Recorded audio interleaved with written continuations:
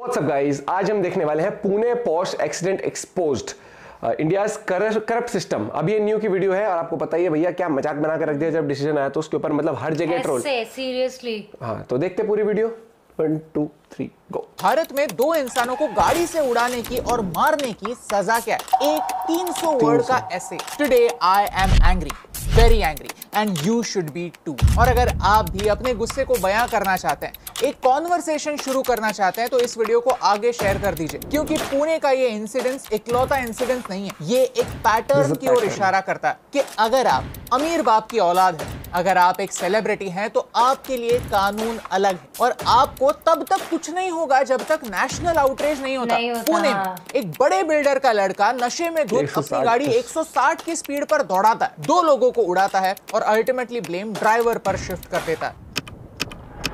यही same story हमने किसी ना किसी रूप में न जाने कितनी बार सुनी है। और अगर यही सेम पैटर्न हम आम इंसान देख सकते हैं, तो हमारी पुलिस, हमारी जुडिशरी सो रही है क्या? गुस्सा इसलिए आता है क्योंकि ये एक एक्सीडेंट नहीं, ये एक मर्डर था। और इस मर्डर के लिए जिम्मेदार कौन? करप्ट शोरूम जिसने बिना रजिस्ट्रेशन के गाड़ी डिलीवर की। वो लॉज बनाने वाले जो ऐसे लूप होल शोरूम्स के लिए छोड़ते हैं। बुरे माँ बाप जिन्होंने बिना लाइसेंस के अपने बेटे को गाड़ी चलाने दी। करप्ट पब जिन्होंने एक माइनर को 48,000 का लिकर पीने दिया। करप्ट पुलिस जो अक्यूज को अल्कोहल टेस्ट से पहले पिज्जाज और बर्गर खिलाए जा रहे थे। या करप्ट लीगल सिस्टम जो सिर्फ 300 वर्ड का ऐसे लिखकर अक्यूज को जाने देने वाले थे।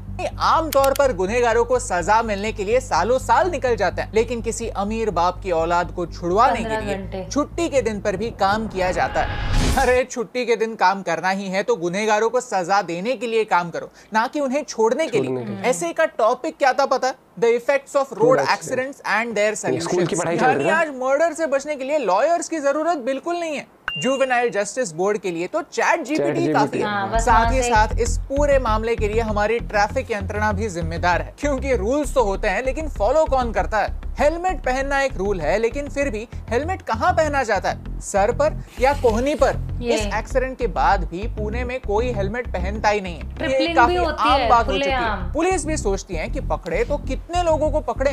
लोगों को आज तक ये समझा ही नहीं है कि हेलमेट, सीट बेल्ट उनकी खुद की सुरक्षा के लिए होते हैं। स्पीड लिमिट फॉलो करना हमारी खुद की सुरक्षा के लिए भी इम्पोर्टेंट होता है। लेकिन फिर भी रात को जोरों से रेस करते हुए जाने वाली गाड़ियों की और बाइक्स की आवाज हम हर रात सुनते हैं। और कई ट्रैफिक पुलिस का एक ही मकसद होता है, अगर रूल तोड़ते हुए किसी को पकड़ा तो उससे रिश्वत खाओ, क्योंकि जो भी रिश्वत दे सकता है उनके लिए रूल्स ऑप्शनल होते हैं। गुस्सा इसलिए आता है क्योंकि इस घटना के बाद कुछ नहीं बदलेगा, हम नहीं सुधरेंगे। कोविड की वजह से 2 साल के लिए हर कोई घर बैठा, फिर भी आज भी हम रास्ते पर थूकते हैं। हमें इसमें कोई शर्म आती ही नहीं। तो एक ऐसा एक्सीडेंट, उप्स, मर्डर, क्या भला, आप और हम 2 दिन के लिए आउटरीच करेंगे, लेकिन सिस्टम वैसा का वैसा ही रहेगा।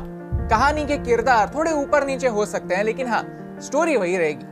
आज पोर्श थी, कल फरारी हो सकती है। जब तक इस कांड में इन्वॉल्व हर इंसान को सजा नहीं होती, तब तक कुछ नहीं बदलेगा।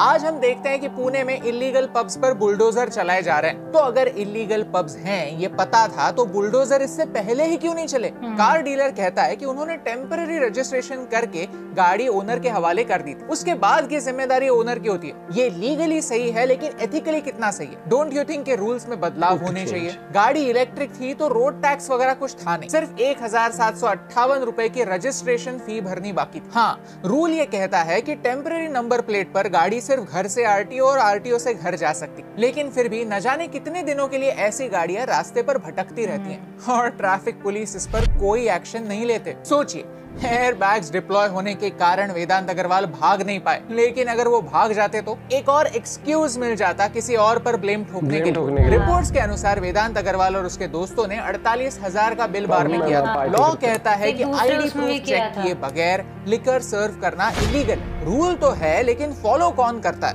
लकीली इसका सीसीटीवी फुटेज है, नहीं तो ब्लड टेस्ट में कोई अल्कोहल डिटेक्ट ही नहीं हुआ था। यानी सवाल पुलिस और मेडिकल एग्जामिनर्स को भी जाता है। शुरुआत से ही सबने वेदांत अग्रवाल को इनोसेंट प्रूव करने की कोशिश की है। और सबसे इम्पोर्टेंटली सवाल जाता है वेदांत अग्रवाल के पेरेंट्स को। एक माइनर के हाथ गाड़ी थमाना क्राइम है। वो उस दिन तो गाड़ी सीखा नहीं होगा, उसे किसी ना किसी ने तो गाड़ी सिखाई होगी, तभी अगर उसे स्पीडिंग करने से रोका जाता तो। अरेस्ट होने के बाद पुलिस को गुमराह करने की कोशिश की, उसके बजाय अगर एक बार आकर सबके सामने अपोलोजाइज किया होता तो। सच को छुपाने के बजाय रिस्पॉन्सिबिलिटी आज भी ब्लेम ड्राइवर पर शिफ्ट करने की कोशिश हो रही है। अगर जिम्मेदार ड्राइवर ही था तो पहले ही दिन ड्राइवर को क्यों नहीं सामने लाया गया? आई विटनेसेस ने ड्राइवर को क्यों नहीं पीटा? इतने सारे सवाल है और सबसे बड़ा सवाल यही है कि ये इतना कॉमन क्यों हो चुका है? क्या गलती थी उन दो युवाओं की जिन्होंने अपनी जान गंवाई? हमने कलेक्टिवली ये एक्सेप्ट ही कर लिया है कि इस देश में कुछ नहीं हो सकता। भारत में दुनिया की सिर्फ 1% गाड़ियां हैं, लेकिन 10% रोड फेटालिटीज। और जिम्मेदार कौन? रोड बनाने वाले इंजीनियर्स, जिन्हें पॉट होल्स के बगैर रोड बनाना आता ही नहीं। वो करप्ट ड्राइविंग स्कूल्स जो चंद पैसों के लिए किसी को भी ड्राइविंग लाइसेंस दिलवा देते हैं। वो आरटीओ ऑफिसर्स जो टेस्ट लेते ही नहीं, 500 रुपयों के लिए शहर के सारे लोगों के जान से खिलवाड़ करता है। ये किस्सा आज न्यूज में है, लेकिन ऐसे कई सारे किस्से होते हैं जो आप तक और मुझ तक पहुंचते ही नहीं। 2021 में गुजरात में एक जैगुआर एसयूवी ट्रक से टकराई, जिसमें 9 लोग मारे गए और 13 लोग घायल हुए। 2018 में एक गाड़ी और एक बाइक की रेस हो रही थी, जिसमें जयपुर के एक 28 साल के इंसान की मौत हो गई। ऐसे लाखों हादसे होते हैं जो न्यूज में भी नहीं आते, लेकिन एटलीस्ट पुणे के केस में मीडिया का रोल काफी इंपॉर्टेंट रहा है। अक्सर लोग मीडिया को गाली देते हैं, लेकिन शिव अरोर जैसे जर्नलिस्ट ने बार बार लगातार रिपोर्टिंग जारी रखी, इसीलिए ये लोकल इशू एक नेशनल इशू बना। सोचिए, अगर इंटरनेट पर इतना बड़ा आउटरीच नहीं होता तो हर कोई छूट ही जाता। इतना सब होने के बाद भी क्या वेदांत अग्रवाल को इस बात की सजा होगी? अगर होगी तो कब होगी? Honestly I am not sure. लेकिन अगर उसे सजा नहीं हुई तो हम सब का सिस्टम पे से विश्वास उड़ जाएगा। हर एक्सीडेंट के बाद रास्ते के लोग खुद ही जाकर ड्राइवर को पीटेंगे, उसे मारेंगे। मॉब जस्टिस के केसेस बढ़ेंगे। बुरा उन दो विक्टिम्स के लिए लगता है, उनकी फैमिलीज के लिए लगता है, जिन्होंने किसी गलती के बगैर अपनी जान गंवाई। ऐसी सारी बातें होने के बाद क्यों भारत का यूथ भारत में रहना पसंद करेगा? क्यों उस दिन की राह देखेगा जब कोई अमीर बाप का लड़का या फिर कोई सेलिब्रिटी आए, रास्ते पर मुझे उड़ाए और चला जाए? इस वीडियो का कंक्लूजन कुछ नहीं है दोस्तों, क्योंकि आप तो समझदार होंगे, आप रूल्स फॉलो करते होंगे, लेकिन सामने वाला नहीं करता। जहां पुलिस खुद बिना हेलमेट के बाइक चलाते हैं, रॉन्ग साइड ड्राइविंग करते हैं और नेताओं के चालान नहीं काटते, वहां हम आम इंसान से क्या एक्सपेक्ट करते हैं? जरा सी पावर मिलने के बाद हर कोई पावर को अब्यूज भी करता है, और इसी बात का सबसे ज्यादा गुस्सा आता है। लेकिन ये गुस्सा आपके साथ शेयर करना बहुत जरूरी था, क्योंकि एटलीस्ट इस इंसिडेंट के बाद 1% लोग तो रोड सेफ्टी को सीरियसली लेना स्टार्ट करें, क्योंकि विक्टिम बनना या ना बनना आपके और मेरे हाथ में नहीं है, लेकिन वेदांत अग्रवाल ना बनना आपके हाथ में है। वेदांत अग्रवाल के पेरेंट्स ना बनना आपके हाथ में है, और यही इंपॉर्टेंट बात आप तक पहुंचाने से मुझे फर्क पड़ता है। सिस्टम का मजाक बनाया, दूसरी बात ड्राइवर पे ब्लेम डालने की कोशिश करी। मुझे और ड्राइवर, जब तूने मुझे बताया ना कि इतने उसका बस ऐसे लिखवा, तो मुझे लगा कि वैसे ही शायद इंस्टा पे ऐसी बातें नहीं, जब आई थी ना ये न्यूज, तब मैं इंस्टा स्क्रॉल कर रहा था, उस टाइम पर न्यूज मेरे सामने आई, किसी मीम पेज ने किसी ने शेयर करी हुई थी, तो मैं ही सोचा यार ये मजाक तो नहीं है, कुछ ऐसे ही होगा।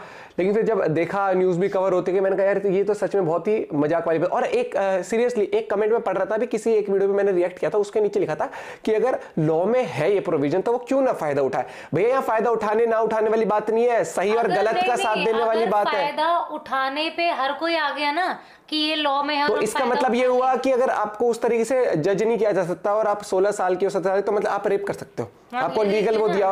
वाह भैया, आजकल भी मैं कमेंट में सेक्शन लोगों को जस्ट बिकॉज यूट्यूब या इंटरनेट चलाना आ गया, उसका मतलब ये नहीं कि आप एजुकेशन वो एजुकेटेड हो गए हो, ये चीज समझ लो। लोग क्या कहते हैं, रूल में लूप होल, लॉ में लूप होल है या फिर ये है तो वो फायदा क्यों नहीं? अरे भैया यार तुम थोड़े से सीरियसली, लेकिन जो ये चीज है, जब तक अपने पर नहीं बीतती ना इंसान को, तभी तक उसको कर भी रहे ना, तब तक खुद के साथ नहीं होगा ना। मैं तो खुद बोलती हूँ कि उस दिन आके बोलना नहीं नहीं, लॉ का फायदा तो उठाएगा ही सामने वाला। हमने तो अपने बच्चे भेज दे कि जाओ ऐसे बेच जाओ, कितनी बेवकूफ है इस चीज पे भी। अगर एजुकेशन चीजों को देखो, वो सबसे बड़ा बेवकूफ है। आईपीएल में हुआ ड्रामा, हुआ रोहित शर्मा हार्दिक पांड्या को लेकर, उसके आप मस्ती करो, मीम्स बना, वो अलग पार्ट है।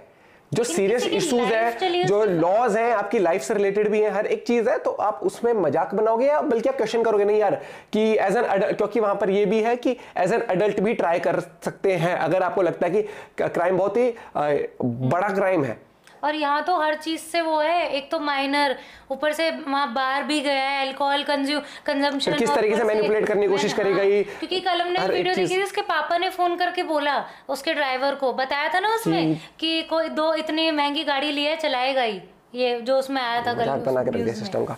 एंड ये चीज समझो कि जब तक ये चीजें बाहर नहीं आएंगी ना और हम शेयर नहीं करेंगे तब तक वो चीज दब जाती है। नहीं तो और मान लो मामला नहीं आता ना बाहर, तो पीछे पीछे बैकएंड में बहुत कुछ होता, इतने हुए, चल जाते, कितने केसेस हुए हैं ऐसे। तो सबसे पहले थैंक्स टू द मीडिया जो लोग आगे लेके, और आज के टाइम में सोशल मीडिया की पावर यही चीज है कि अगर कोई न्यूज आती है जरा सी भनक लग जाती है, सोशल मीडिया इंस्टाग्राम हर जगह फैलती है बहुत जल्दी। जस्ट बिकॉज ये न्यूज इतनी फैल गई है तब जाके दोबारा कार्रवाई, वरना तो छोड़ दिया था कि इतने पेज का ऐसे लिख के।